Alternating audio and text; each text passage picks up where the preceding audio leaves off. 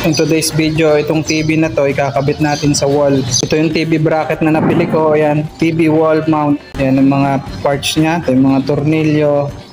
Ayan, may mga tocks na rin. Tapos ito yung kinakabit sa pader.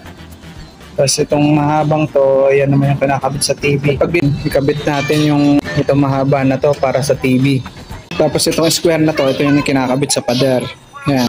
Kung gusto nyo bumili ng ganitong klaseng item, i-click nyo lang ang Lazada link o Shopee link sa comment section.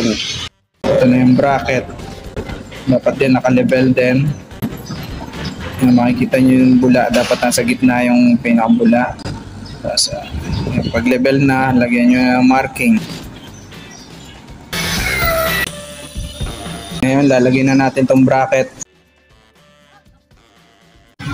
Kung gusto nyo bumili ng ganitong klaseng item, i-click nyo lang ang Lazada link o Shopee link sa comment section.